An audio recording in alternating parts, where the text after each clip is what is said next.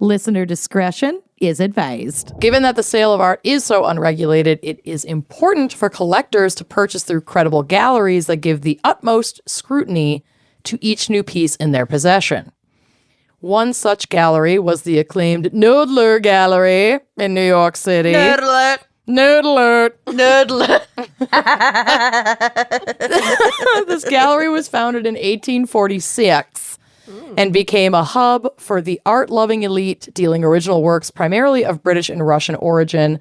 Among their clientele were the Rockefellers, the Vanderbilts, our buddies Andrew Mellon and Henry Clay Flick of the Johnstown Flood. Oh, those guys. Those guys. As well as, like, the Met bought pieces through this gallery. Oh, shit. So, like, they were trusted to manage the secret sales by the Soviet government of works from the Russian Imperial collection in the 20s and 30s. Holy shit. And So they had very- a lot of shit. Very legitimate. Fabergé.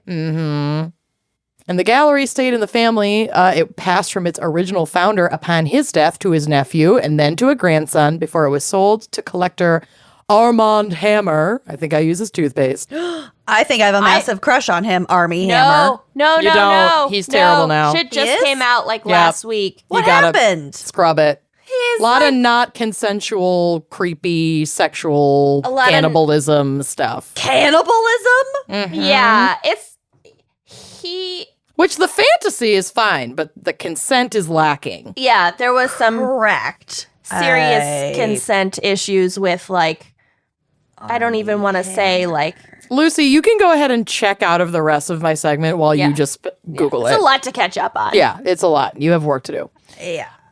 So he purchased this in 1971 for a mere $2.5 million, which, like, it was a lot of the 70s. So when Glafira Rosales came into a massive collection in 1995, it was a perfect fit to approach the Knoedler to sell the works. She approached the gallery with a painting that she claimed to be the work of abstract expressionist Mark Rothko. Oh. And that this painting was just a sneak peek of the collection she was representing. The collection itself belonged to a mysterious collector in Mexico who would only be referred to as Mr. X. Okay. And yeah, this is some bit like, I already have questions. good, as well you should. Clearly you needed to work for this gallery. And that Mr. X was looking to sell off this collection with the help of Rosales. The collection contained works by Rothko, Robert Motherwell, Willem de Kooning, and Jackson Pollock, our fave. Yeah. A treasure trove of modern expressionist works that got Knoedler's mouth watering.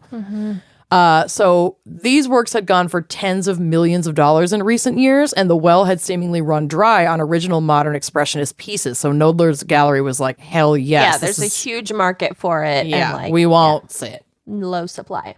So the deal went off without a hitch, and before long, the pieces in Mr. X's collection were selling at astronomical prices. One of the Pollocks for $17 million for one piece, a Rothko for $8.3 million, and over the course of about 15 years, the pieces sold steadily, totaling over $80 million in sales. But over that 15 years, technology also advanced, and the ability to sniff out a fake got more precise and scientific. Oh, gosh. One of those developing sciences in the field was, you guessed it, forensic radiology, specifically, obviously, in its use of imaging.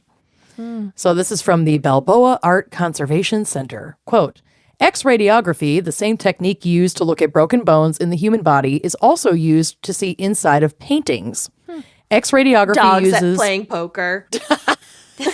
Check his butthole for centuries-old compacted shit. That's what killed him. You guys, I can't focus on this while we're talking about dogs playing poker. It's a lot. So it's I a haven't lot. even gotten to the bottom of warned all you. of it yet. And I used to have a crush on him as well. I'm indifferent to this human man. And Also, now like, I feel like men who look like that are can't be always trusted. monsters. always bad. Yeah, you really can't, you can't trust blonde men. You can't trust a blonde man. We've Jesus. talked about you this can't. And ad he was my nauseum. one blonde man that I allowed on the celeb crush list. You let him into your heart. And you Now look learn. what he's done. I know. Just don't do it. Okay, grazie. Never trust a prego. blonde man. Never trust a man, a bond. Okay. Man a blonde. X-radiology uses energy found beyond ultraviolet light in the electromagnetic spectrum and can penetrate deeper into the layers of an object.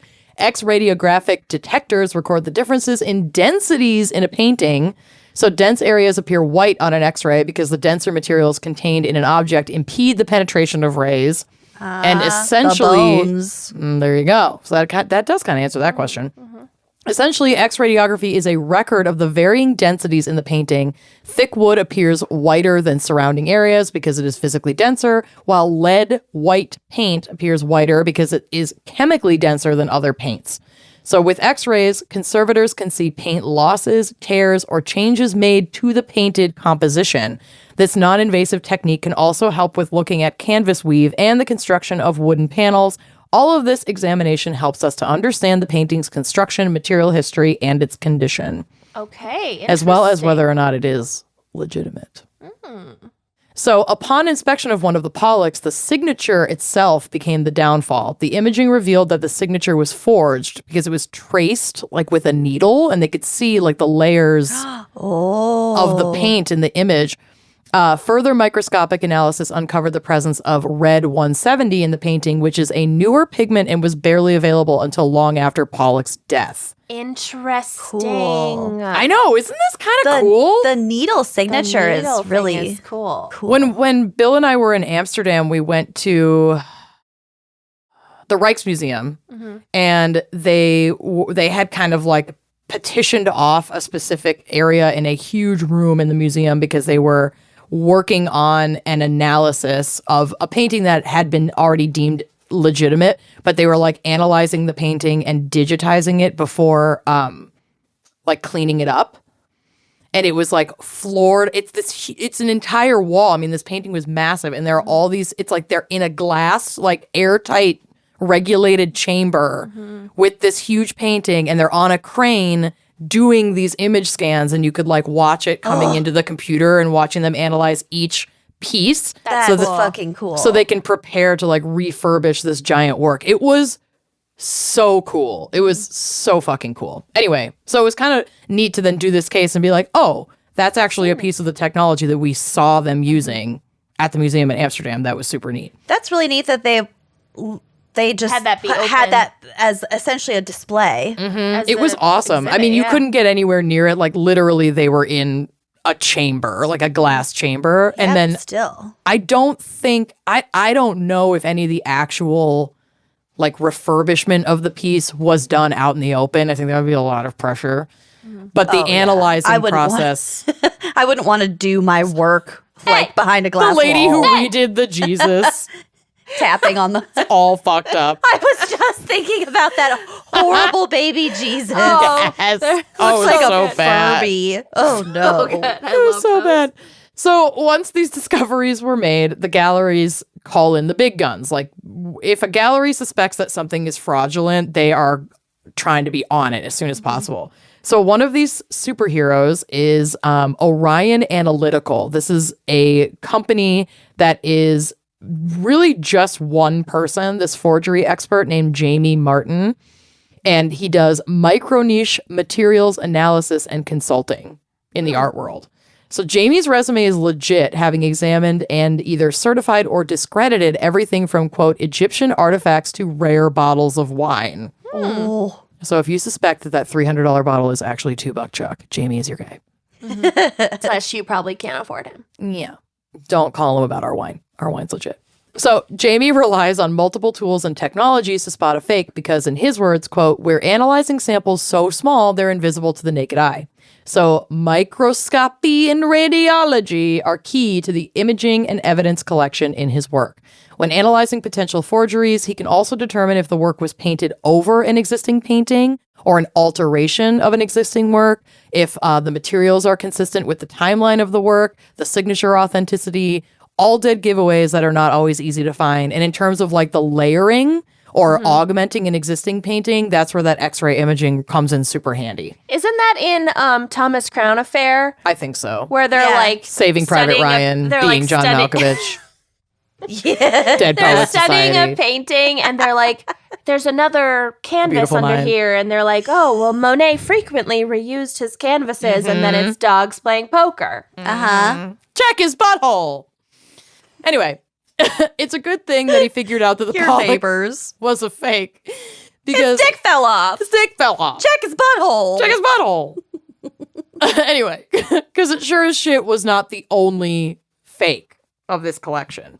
So this is from Wired magazine. Quote, as it turns out, that fake Pollock was one of nearly 40 forgeries created by a Chinese artist in Queens, New York, and sold or consigned by Manhattan's prestigious Knoedler Gallery between 1994 and 2008. Oh, shit. They're fucked. Damn. Yeah. Martin examined 16 of the paintings himself, discovering flaws like anachronistic materials and marks from an electric sander. The scam, totaling some $80 million, is the biggest in American history. Wow. Earlier this year, and this was written in 2016, Martin's detective work landed him in court as an expert witness in a $25 million case over a fake Mark Rothko. So this dude gets regular consulting gigs for the feds and teaches classes in infrared spectrometry for trace analysis at the FBI Academy in Quantico, Virginia. We can't even say that sentence. Nope. Let alone take that class. So he's amazing. So now that we know this too good to be true collection death was, and Mr. X is no longer a mystery. So let's hear more about this expert art mimic and who may or may not be the picture of like an $80 million criminal mastermind that you have in your head. So the artist himself was 73-year-old Pei-Shen, a Chinese national living in Queens, New York, and the talented artist had been found and recruited by dealer Jose Carlos Bergantinos Diaz, I'm sorry, who had also arranged for, I am crushing it, Glafira Rosales, his girlfriend, to pose as the saleswoman in the deal. So Jose found Pei-Shen selling his own original artworks on sidewalks in Lower Manhattan. Oh like he would set up and paint. Whoa. And Jose was like, You're pretty good. you want to make more than the change in this bucket? And Awesome. Pei-Shen is like, well, yeah, I'm like an old, impoverished man painting on the streets of Manhattan. Absolutely, I do. So in my opinion, this poor guy was exploited for his talent. He did not reap the rewards of this scam. Like, he got paid, but he's not making $80 million. Yeah. Like, Jose is making that money. So this is from CNBC. Quote, in 2013, Rosales, that's the girlfriend who sold the collection, pleaded guilty to fraud, money laundering, and tax evasion and was ordered to forfeit $81 million. To date, she is the only person convicted in the case. What? What happened to Jose? Oh, I'll tell you.